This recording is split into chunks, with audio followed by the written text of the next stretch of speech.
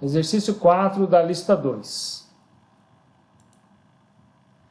Em um tubo de diâmetro de 50 mm, escoa mercúrio com uma vazão máxima de 0,5 kg por segundo. A temperatura média de entrada do mercúrio é de 300 Kelvin e a temperatura média de saída é de 400 Kelvin, enquanto que a temperatura da superfície do tubo permanece constante ao valor de 450 Kelvin.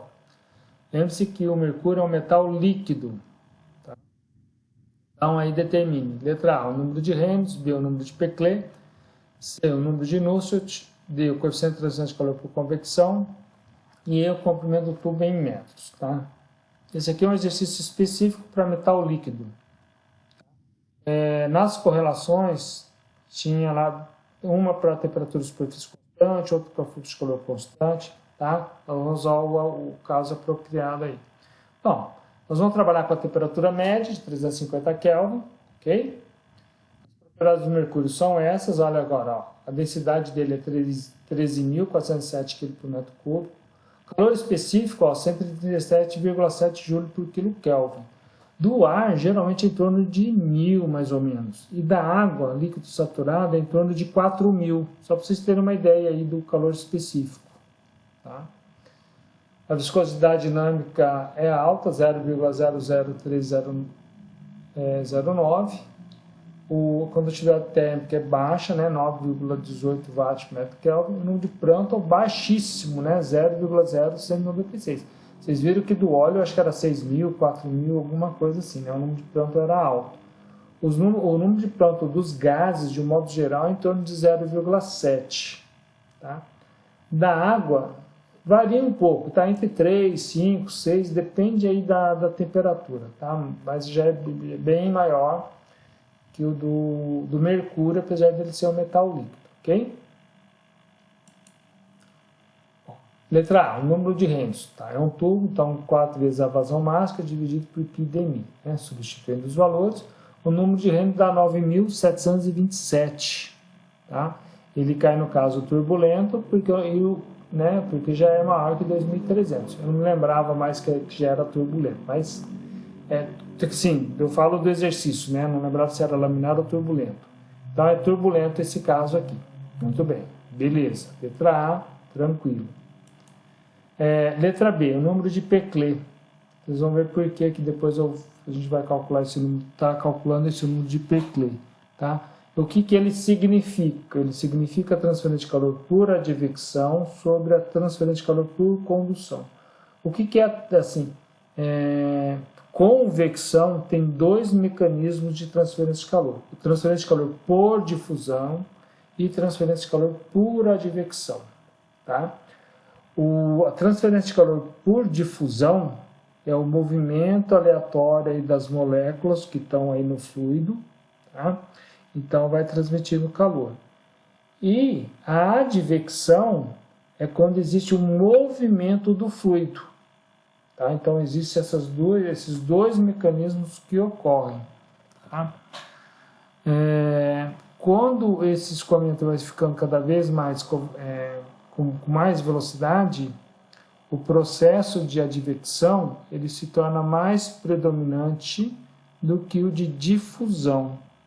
Em convecção natural, o processo de difusão tende a preponderar um pouco sobre a advecção. Tá? Bom, então, e o número de Peclet, traduzindo, é o número de Reynolds vezes o número de Prandtl. Beleza? Tá? Isso para escoamento de convecção forçada. Beleza? Convecção natural muda um pouquinho esse conceito. Tá? Então vai ser o 9.707 vezes o 0,0196, que dá 190,6. Beleza? Assim. Bom, o número de Nusselt. O número de Peclet é 190,6. E essa correlação é válida para a situação em que o número de Peclet é maior ou igual a 100. Tá? Nós vamos usar essa equação do número de Nusselt. Professor. Oi. Pode falar. O André perguntou se vai ter transferência de calor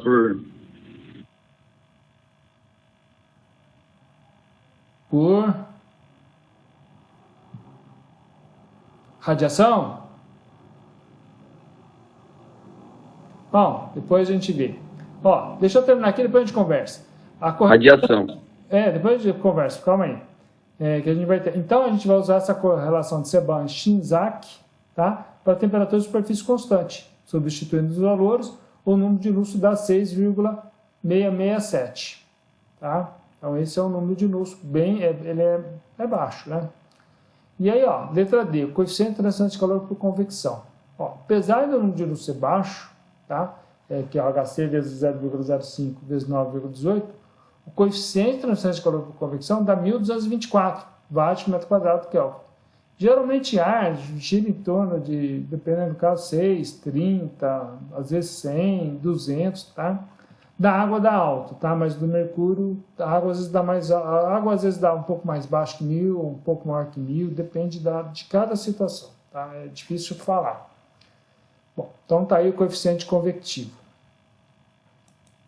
Letra E, o comprimento do tubo, tá?